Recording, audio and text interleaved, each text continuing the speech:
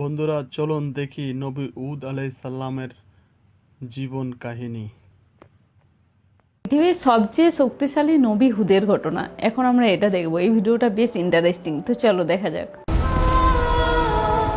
নবী নূহ আলাইহিস সালামের পুত্র শাম এর বংশধররা পৃথিবীতে পাহাড় কেটে আকাশচুম্বী অট্টালিকা বানাতো।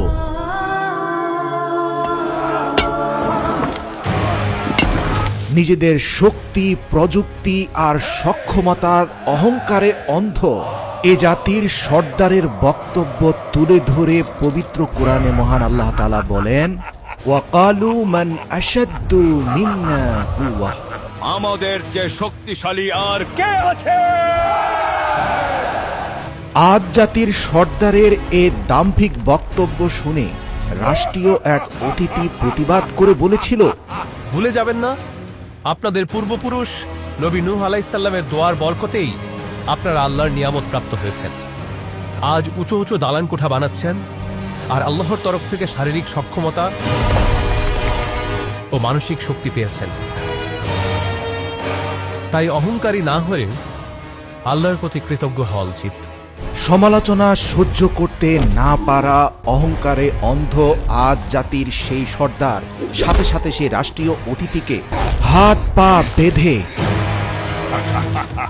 মরুভূমির বুকে নিক্ষেপ করে বললেন, দেখি আগামী 3 দিনের মরুঝড়ে তোমার আল্লাহ তোমাকে সাহায্য করে কিনা। এ জালিম সর্দার সেই রাষ্ট্রীয় অতিথিকে মরুঝড়ের মুখে 3 দিনের জন্য ফেলে রাখলেন। বাঁচাও আমাকে, বাঁচাও! হে আল্লাহ, আমি কিছুই দেখতে পাচ্ছি না। মরুভূমির তীব্র বাতাস আর বালির ঝড়ে সেই ব্যক্তি শ্বাসরুদ্ধ হয়ে মৃত্যুবরণ করল।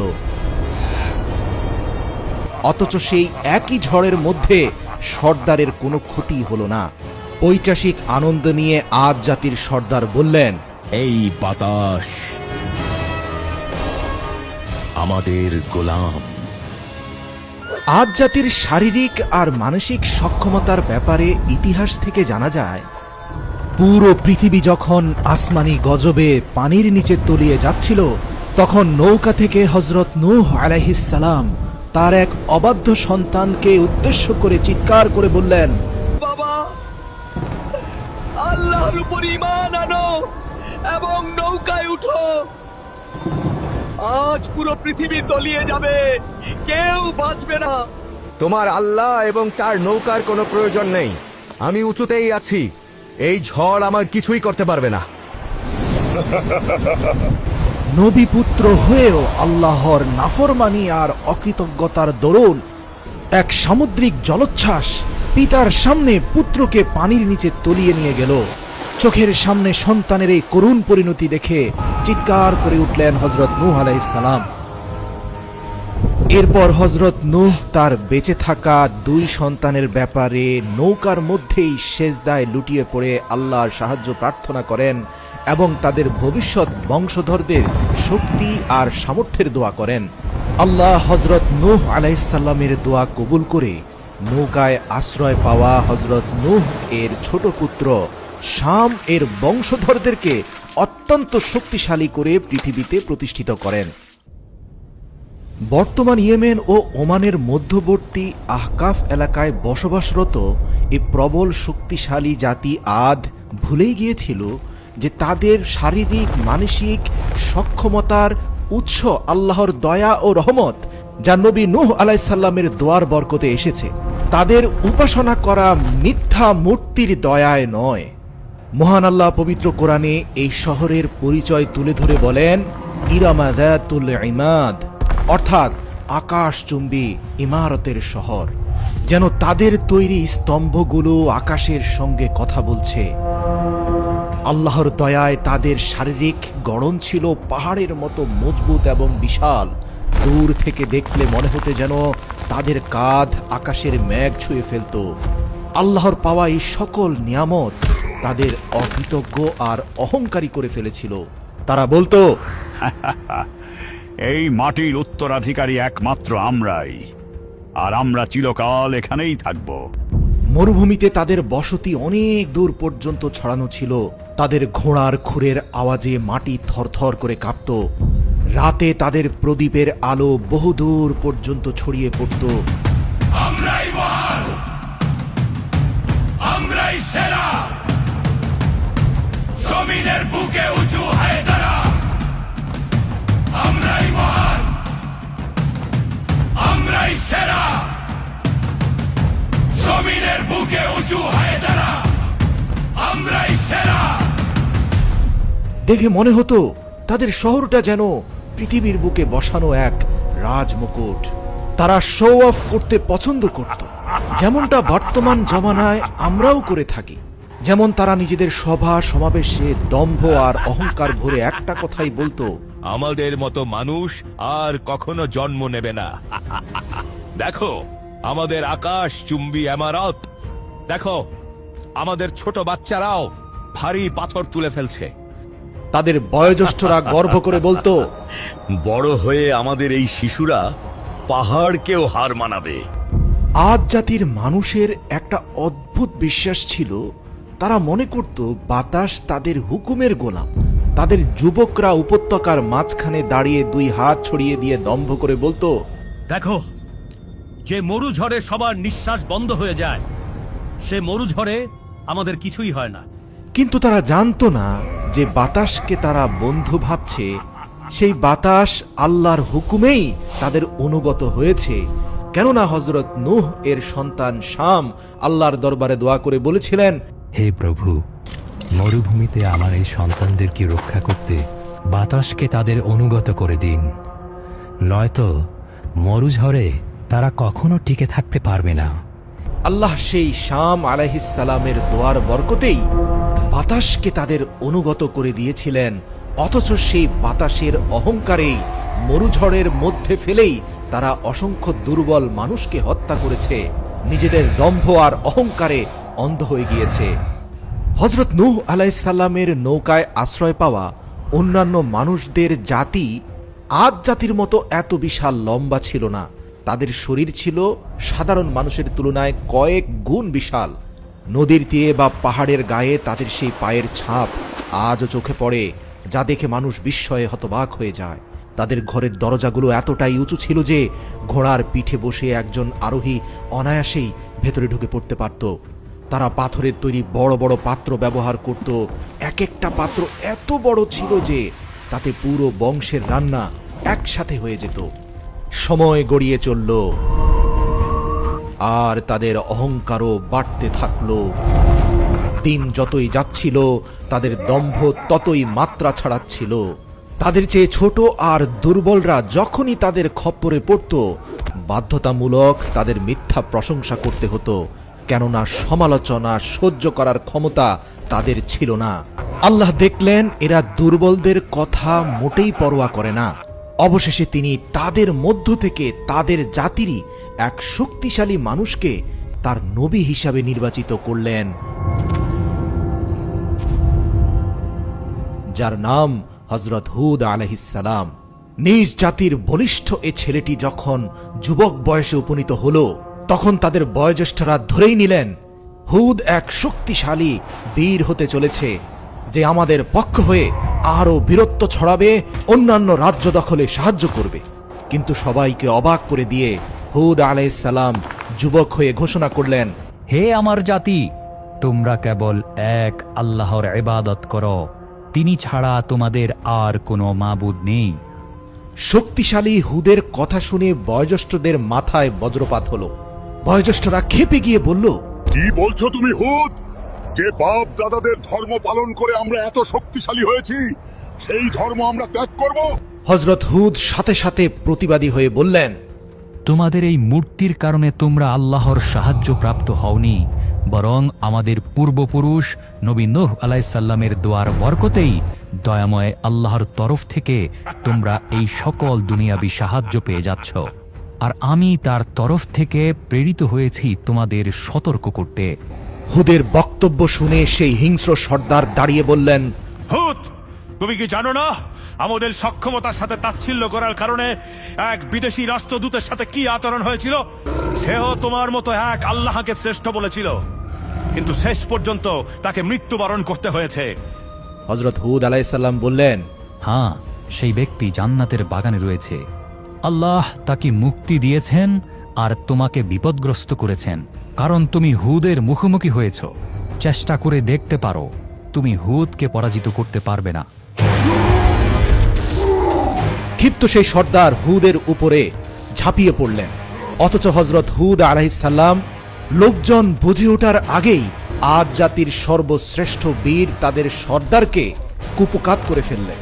মূলত আল্লাহ তাআলা নবী হুদ আলাইহিসসালামকে আদ জাতির অহংকার এবং দম্ভ চূর্ণ করতে তাদের মধ্য থেকেই সবচেয়ে শক্তিশালী করে পাঠিয়েছিলেন, যাতে তিনি স্পষ্ট করে সবাইকে বুঝিয়ে দিতে পারেন এই শারীরিক সক্ষমতার মালিক এক এবং অদ্বিতীয় আল্লাহ।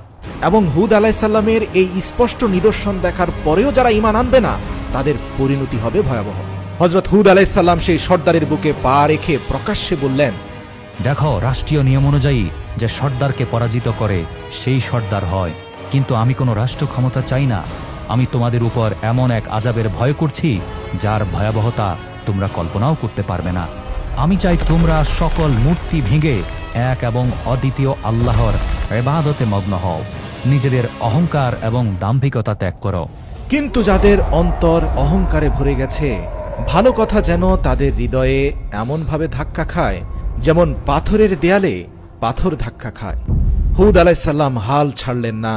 তিনি প্রতিদিন তাদের বাজারে, রাজপ্রাসাদে, ঘরে ঘরে গিয়ে সত্যের দাওয়াত পৌঁছে দিতে থাকলেন। তারাও হুদের সাথে বল প্রয়োগে পেরে না উঠে তাকে তাচ্ছিল্য আর পাগল সাব্যস্ত করতে লাগলো। হুদ, তাদের বয়োজ্যেষ্ঠরা বলতো, তোমার কথায় যদি সত্যি কোনো জোর থাকতো তবে তো আমাদের এই প্রাসাদগুলো কাঁপতে কাঁপতে ভেঙে পড়তো। কখনো কখনো বাচ্চারা হুদের গলার স্বর নকল করে তাকে ব্যঙ্গ করত। আবার অনেকেই রাস্তায় হযরত হুদ আলাইহিসসালামকে আসতে দেখলে অন্য রাস্তায় চলে যেত। একদিন হুদ আলাইহিসসালাম তাদের রাজসভায় উপস্থিত হলেন। সেখানে তাদের সর্দাররা সোনার সিংহাসনে বসেছিল। হুদ আলাইহিসসালাম তাদের বললেন, তোমরা স্পষ্ট বুঝতে পারছো আমি আল্লাহর তরফ থেকে তোমাদের জন্য সত্য বাণী নিয়ে উপস্থিত হয়েছি, আর তোমরা আল্লাহর স্পষ্ট নিদর্শন আমার মাঝে দেখতে পেয়েছ। এ পর্যন্ত কেউ আমাকে মুষ্টিযুদ্ধে পরাজিত করতে পারোনি। তোমরা কি বিশ্বাস করো আমি তোমাদের মাঝে সবচেয়ে শক্তিশালী? সর্দাররা সকলেই মাথা নেড়ে বলল, হ্যাঁ হুদ, আমরা বিশ্বাস করি আমাদের মূর্তির দয়ায় তুমি আমাদের মাঝে সবচেয়ে শক্তিশালী। হুদ আলাইহিসসালাম তাদের কথা শুনে প্রচন্ড হতাশা নিয়ে বললেন, তোমরা আল্লাহর ইবাদত করো, তিনি ছাড়া তোমাদের কোনো মাবুদ নেই। তোমরা তো কেবল মিথ্যা উদ্ভাবন করছো। হুদ আলাইহিসসালাম তাদেরকে আরো বললেন, যদি বিশ্বাস করে থাকো আমি তোমাদের মাঝে সবচেয়ে শক্তিশালী, তবে আমি সেই শক্তির কসম করে বলছি, আমাদের সকলের শক্তির উৎস একমাত্র মহান আল্লাহ তাআলা। যদি তোমরা আমার বাণী শুনে জমিনের বুকে দম্ভ, অহংকার এবং জুলুম পরিত্যাগ না করো, তবে তিনি তোমাদের ধ্বংস করতে এক বিধ্বংসী বায়ু ঝড় প্রেরণ করবেন। আদ জাতির সর্দার এবং বুজুর্গরা অট্ট হাসি দিয়ে নবী হুদকে বলল, হুদ, যে বাতাস আমাদের অনুগত, আমাদের হাতের ইশারায় উঠ বস করে, সে বাতাস দিয়ে তুমি আমাদের ধ্বংস করার ভয় দেখাচ্ছ। যদি সে আযাব আসেও আমরা আমাদের শক্তি দিয়ে তার রুখে দেব। তাদের এই কথা শুনে মহান আল্লাহ রব্বুল আলামিন তাদের উপত্যকায় এক অদ্ভুত দৃশ্য দেখালেন। রাতের আকাশে এক গভীর ও ভুতুড়ে গুঞ্জন শোনা যেতে লাগলো। শব্দটা মেঘের গর্জনের মতো ছিল না, আবার বিদ্যুতের চমকের মতো নয়। যারা উপত্যকায় দাঁড়িয়েছিল তাদের মনে হতে লাগলো দূর থেকে কেউ যেন অশরীরীভাবে তাদের ডাকছে। দু একজন ভয় পেলেও তাদের অধিকাংশ লোকেরা সেই শব্দ শুনে একে অপরকে বলল, আরে ভয়ের কিছু নেই, এ তো পাহাড়ের পাশ দিয়ে বাতাস প্রবাহের শব্দ। এ সবই আমাদের দেবতাদের রহমত। তখন হযরত হুদ আলাইহিসসালাম বললেন, এটা কোনো রহমতের ডাক নয়, এটা এক ভয়াবহ সতর্কবার্তা। দ্বিতীয় রাতে মাটি হালকা কেঁপে উঠল, কিন্তু সেই কম্পন দেখে অট্ট হাসি দিয়ে আদ জাতি বলে উঠল, দেখো, মাটিও আমাদের শক্তি দেখে ভয় পায়। কিন্তু তারা জানতো না এটাই ছিল মাটির শেষ প্রতিবাদ। অবশেষে আল্লাহর চূড়ান্ত ফায়সালা চলে এলো। সবার আগে তাদের গ্রাস করল এক ভয়াবহ খরা। পূর্ণাঙ্গ রূপে তাদের ধ্বংস করে দেওয়ার আগে শেষ সুযোগ হিসাবে তাদের জাতির উপর আল্লাহ তাআলা টানা 3 বছর আকাশ থেকে কোনো বৃষ্টি বর্ষণ করেননি। নদী নালা সব শুকিয়ে গেল, কুয়াগুলো একদম পানি শূন্য হয়ে গেল, মাটি ফেটে পাথরের মতো শক্ত হয়ে গেল। মানুষ হাহাকার নিয়ে আকাশের দিকে তাকিয়ে থাকতো, কবে বৃষ্টি আসবে, কিন্তু আকাশ কোনো উত্তর দিচ্ছে না। এ যেন এক ভয়ঙ্কর নীরবতা। একদিন সেই অহংকারী সর্দারকে তৃষ্ণার্ত অবস্থায় দেখে হুদ আলাইহিস সালাম বললেন, মনে আছে মরুভূমির তৃষ্ণার্ত নিষ্পাপ মানুষদের কথা? আরে এ তো সামান্য সমস্যা, আমরা হলাম শক্তিশালী মানুষ। হযরত হুদ আলাইহিস সালাম বুঝতে পারলেন এরা ধ্বংস হওয়ার আগ পর্যন্ত ঈমান আনয়ন করবে না। মহান আল্লাহ তাআলা দ্বিতীয় বছরের মতো তাদের উপর আবারও খরা চাপিয়ে দিলেন। পিপাসায় তাদের জিভ শুকিয়ে গেল। রাগে ক্ষোভে তারা খালি কলসি দেয়ালে আছড়ে ভাঙতে লাগলো। পানির অভাবে পশুরা মাটিতে লুটিয়ে পড়তে লাগলো। তারপরেও তারা ঈমান আনলো না। অহংকারী জাতি বলল, কেউ আমাদের মাথা নত করাতে পারবে না। আর তৃতীয় বছরেও যখন আবারও খরা দেখা দিল, আদের জমিন থেকে সেই হাসি, সেই অহংকার আর সেই দারাজ কণ্ঠস্বর একদম হারিয়ে গেল। যে কণ্ঠস্বর একসময় আকাশের সাথে টক্কর দেওয়ার স্পর্ধা দেখাতো, যে হাত মরুভূমিতে নিরীহ মানুষের গলা চেপে ধরত, সে হাত আজ একটু পানির আশায় ছটপট করছে। তাদের উপরে আল্লাহর চূড়ান্ত ফায়সালা হয়ে যাওয়ার পর অবশেষে মানুষ হুদ আলাইহিস সালামের কাছে এলো। তিনি তাদের দেখে আর কাঁদলেন না, শুধু এটুকু বললেন, এখন আযাবের সময় ঘনিয়ে এসেছে। তোমাদের তাৎক্ষণিক আযাব দিয়ে ধ্বংস করলে তা অন্যায় হয়ে যেত। তাই মহান আল্লাহ তোমাদের তিলে তিলে সেই কষ্টগুলো দিয়েছেন যা তোমরা যুগ যুগ ধরে দুর্বলদের উপর দিয়েছ। তারপর একদিন আকাশে 3টি মেঘ ভেসে উঠল, একটি লাল, একটি সাদা আর একটি কালো। এই 3টি মেঘ দেখে আদ জাতি আবারও পথভ্রষ্ট হয়ে বলল, তোমার আল্লাহর সাহায্যের কোনো প্রয়োজন নেই হুদ। দেখো আমাদের দেবতাদের দয়ায় আকাশে মেঘ উঠেছে। হযরত হুদ আলাইহিস সালাম তাদের কথার কোনো জবাব দিলেন না, বরং তিনি এই স্থান ত্যাগ করার প্রস্তুতি নিচ্ছিলেন। আকাশ থেকে এক ফেরেশতা ঘোষণা করলেন, হে আদ জাতি, এই 3 মেঘের মধ্যে তোমরা যে কোনো একটি বেছে নাও। তাদের সর্দাররা হেসে বলল, কালো মেঘ, ওতেই পানি আছে, ওটাই আমাদের জন্য রহমত। কিন্তু তারা জানতো না ওই মেঘে রহমত নয়, তাদের ধ্বংস লুকিয়ে আছে। দেখতে দেখতে আকাশ কালো হয়ে গেল, বাতাস হিমশীতল হয়ে এলো। বৃষ্টি আসছে ভেবে মানুষ খুশিতে নাচতে লাগলো আর চিৎকার করে বলতে লাগলো, দেখো হুদ, বৃষ্টি এসে গেছে, অথচ তুমি আমাদের মাঝে নেই। কিন্তু ওটা পানি ছিল না, ওটা ছিল আযাবের ঝড়। যে বাতাসকে নিয়ন্ত্রণের অহংকার তারা দেখাতো, সেই তীব্র বাতাসের প্রথম ঝাপটা এলো। ধুলো, বালি আর পাথর সব নিমিষেই উড়ে গেল। প্রতিটি ধাক্কায় তাদের মনে হতে লাগলো এই বাতাস যেন পৃথিবী থেকে তাদের নাম নিশানা মুছে দিচ্ছে। এরপর এলো দ্বিতীয় ঝাপটা। বড় বড় গাছ উপড়ে পড়ল, পশু পাখি সব শূন্যে উড়ে গেল। তাদের দেব দেবীর মূর্তি, তাদের এত অহংকার, তাদের সাজানো বাগান আর বিশাল শহর সবকিছু খড়কুটোর মতো বাতাসে ছড়িয়ে ছিটিয়ে যেতে লাগলো। তীব্র ঝড় সেই সন্তানকেও কেড়ে নিল, যে সন্তানকে মা বুকের ভেতর আঁকড়ে ধরে রেখেছিলেন। ঠিক যেভাবে তারা নিরীহ মানুষদেরকে দাম্ভিকতা আর অহংকার করে মরুঝড়ে হত্যা করত। তারা আর্তনাদ করে উঠল, কিন্তু ঝড়ের গর্জন তাদের আর্তনাদের চেয়েও অনেক বেশি ভয়ানক ছিল। এরপর এলো বাতাসের তৃতীয় ঝাপটা। মানুষজন খড়কুটোর মতো আকাশে উড়ে গেল। যেসব বিশাল আকাশচুম্বী অট্টালিকা তাদের দাম্ভিকতা আর অহংকারী করে তুলেছিল, যেই অট্টালিকা আকাশের সাথে পাল্লা দিত, সেগুলো নিমিষেই বালির ঝড়ে হারিয়ে গেল। আকাশ গর্জন করতে থাকলো, মাটি থরথর করে কাঁপতে থাকলো। মহান আল্লাহ তাদের সেই বিশাল প্রাসাদ, তাদের সব শান শৌকত সবকিছু যে বাতাস নিয়ে অহংকার করত, সেই বাতাসের ঝাপটা দিয়েই মাটির সাথে মিশিয়ে একাকার করে দিলেন। আল্লাহ কোরআনে বলেন, আদ জাতিকে ধ্বংস করা হয়েছে এক প্রচণ্ড গর্জনকারী ঝড়ের মাধ্যমে, যা তাদের উপর টানা 7 রাত ও 8 দিন ধরে বয়ে গিয়েছিল। ঝড় থামার পর চারদিকে শুধু তিন পতন নীরবতা, পড়ে রইল শুধু বালির সমুদ্র, আর তার উপর মানুষের লাশগুলো এমনভাবে পড়েছিল যেন সব উপড়ে পড়া খেজুর গাছের ফাঁপা কাণ্ড। কিন্তু যারা হযরত হুদ আলাইহিসসালামের কথায় বিশ্বাস করেছিল এবং ঈমান এনেছিল, আল্লাহ কেবল তাদেরই রক্ষা করলেন। বিশ্বাসীদের পাহাড়ের একটি গুহায় নিরাপদে আশ্রয় দিলেন আল্লাহ। সেখানে হযরত হুদ আলাইহিসসালাম দোয়া করলেন, হে আমার রব, আপনি পরম দয়ালু, আমাদের সেই পথে অটল রাখুন যে পথ আপনার দিকে নিয়ে যায়। হুদ আলাইহিসসালাম যখন পাহাড়ের উপর দাঁড়িয়ে সেই ধ্বংসস্তূপের দিকে তাকালেন, তখন তার দু চোখ বয়ে পানি গড়িয়ে পড়ল। এরাই ছিল সেই মানুষ যারা একদিন দম্ভ করে বলতো, আমাদের চেয়ে শক্তিশালী আর কে আছে? অথচ যে বাতাসের নিয়ন্ত্রণ তাদের হাতে ছিল, সে বাতাস দিয়ে আল্লাহ তাআলা তাদেরকে জমিনের সাথে মিশিয়ে দিয়েছেন। হুদ আলাইহিসসালাম তার অনুসারীদের উদ্দেশ্যে বলেন, মানব জীবনে তুমি অন্যদের চেয়ে যা কিছুই শ্রেষ্ঠত্ব পেয়েছ, সবই তোমার রবের দয়া ও রহমত। মনে রেখো, আল্লাহর দয়া ও রহমত পেয়ে অহংকারী হলে তার পরিণাম হল মহাবিপদ। অহংকার আল্লাহর চাদর, আর আল্লাহ তার চাদর নিয়ে টানাটানি সহ্য করেন না। আজও আহকাফের তপ্ত বালির নিচে সেই শহর ইরাম চাপা পড়ে আছে, যা কালের সাক্ষী দিচ্ছে। মানুষকে স্পষ্টভাবে বলছে, এ দুনিয়ার জীবনে তুমি অন্যদের থেকে যে বাড়তি শক্তি পেয়েছ, অতিরিক্ত সম্পদ পেয়েছ, যা তোমার জীবনকে জাঁকজমক করে দিয়েছে, তা প্রদর্শন করে বেরিও না।